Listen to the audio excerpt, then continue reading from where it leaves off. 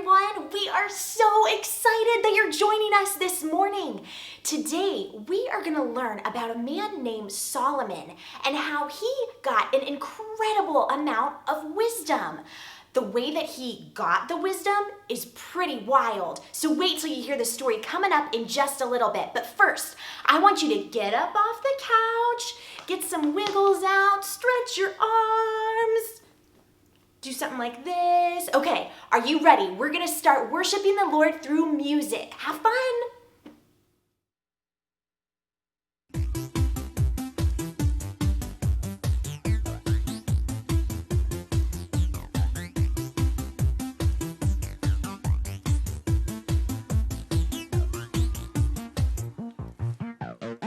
I lay my life down at your feet. You're the only one I need. I turn to you and you are always there. In troubled times it's you I see. I put you first, that's all I need. I humble all I am, all to you. One way, Jesus, you're the only one that I could live for. One way, Jesus, you're the only one that I could live for. You're the only one, you're the only one, you're the only one that I could live for. You're the only one, you're the only one, you're the only one that I could live for. You were always, always there, every how and everywhere. The grace abounds so deeply within me. You will never ever change. Yesterday, today, the same. Forever till forever meets no end. One way, Jesus, you're the only one that I could live for. One way, Jesus, you're the only one that I could live for. One way, Jesus, you're the only one that I could live for. One way, Jesus, you're the only one that I could live for. Are you having fun? Well, what we're gonna do now is we're all gonna get down nice and low. That's it. How low can you go? And we're gonna sing, "You are the way, the truth, and the life." Come on, let me hear ya. You are the way, the truth, and the life. We live by faith and not by sight. For you, we're living all for you. Up a bit higher. You are the way, the truth, and the life. We live by faith and not by sight. For you, we're living all for you. You are the way. You are the way, the truth, and the life. We live by faith and not by sight. For you, we're living all for you. You are the way, the truth, and the life. We live by faith and not by sight. For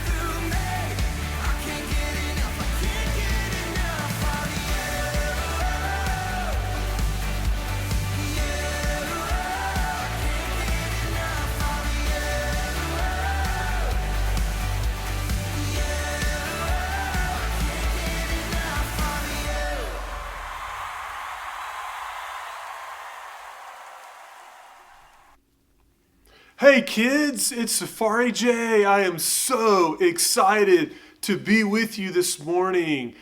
I don't know if you know this or not, but not only am I an expert in animals and zookeeping, I'm also an expert in Bible verses. And I want to share with you a Bible verse today. And this is a Bible verse that we're going to learn together over the next 4 Sundays. So what I want you to do is I want you to get up off the couch or get up off the chair, wherever you are, and I want you to learn this Bible verse with me. It comes from the book of James, chapter 1, verse 5. James 1:5, and it says this: "Now if any of you lacks wisdom, he should ask God, who gives to all generously and ungrudgingly, and it will be given to him." That's the verse. Now, there are emotions to the verse that I want to share with you today. So that's the reason I want you to get up off the couch and join me in the motions. Everybody understand? All right, let me see you. Get off the couch. Great job. Okay, all right, here we go, guys. Are you ready? James 1:5. "Now, if any of you lacks wisdom, he should ask God, who gives to all generously and ungrudgingly, and it will be given to him." Everybody get that? Okay, we'll go through it one more time. "Now, if any of you lacks wisdom, he should ask God, who gives to all generously and ungrudgingly." What does ungrudgingly mean? With a happy heart, right? You want to do it with a happy heart. "And it will be given to him." Awesome. So we're going to learn that verse over the next 4 Sundays. I want you to memorize it. I want you to memorize the motions to the verse. And now you're going to hear the story of how Solomon asked for wisdom from God. So Miss Kara is going to come up and tell our story today. Hello kids, it's me, Miss Kara. And here we are at the church at Nolensville with our kids' story today, and it's a good story. We are going to learn about a new king today, and his name, be listening for it, is King Solomon. And who is Solomon? We're going to find out. But first, I want to tell you about our big picture question. It's a new question this week. Now, why do we do these questions? We do these questions because they are little theological tidbits that tell us about God and help us to know about God. So our big picture question this week is this: what, do your hands like this, what does God, point up, know? What does God know? God knows everything about the past, about the present, and about the future. And we're gonna think about how this big picture question ties to our story in a few minutes. Our story today is about King Solomon. And King Solomon is the son of King David. Now, who remembers a couple of weeks ago when we learned about David, and we learned that King David, was a good king. He was not a perfect king. And one of the ways that he was not perfect was when he took Bathsheba as his wife. And God was not pleased with that. And God allowed that first baby to die. And then because David repented and turned from his sin and asked for forgiveness, God was faithful. And he blessed David. And he told David that he would have another child. And this other child was Solomon. So today, King David is dying. He's on his last deathbed, and he wants to instruct his son about how to proceed and how to be a good king. And so this is what King David tells his soon-to-be king son, Solomon. He tells him, obey God. He says, be strong, be brave. And he says, if you do this, God will keep his promise. And that every future king will come from our family. And so when David died, Solomon became the king of Israel. And one night, God appeared to Solomon in a dream. And he told him, Solomon, ask me for anything you want, and I will give it to you. Can you imagine if God came to you in a dream and said, you can have anything you want, and I will give it to you? What would you want? Would you want fancy dresses? Or would you want a fast car or the coolest toy? Do you know what Solomon wanted? Solomon wanted wisdom. What? Wisdom? I don't know that I would have been wise enough to ask for wisdom, but that is what Solomon did. Solomon asked for wisdom. Now, what is wisdom? Wisdom is ability in being and thinking. It is the ability to judge any situation, and it's different than knowledge. You can know about something without having wisdom about it. So, for example, you could know when your mom says, hey, don't fight with your brother because it's not good to have fighting all the time. You could have that knowledge, but still fight with your brother and act unwisely.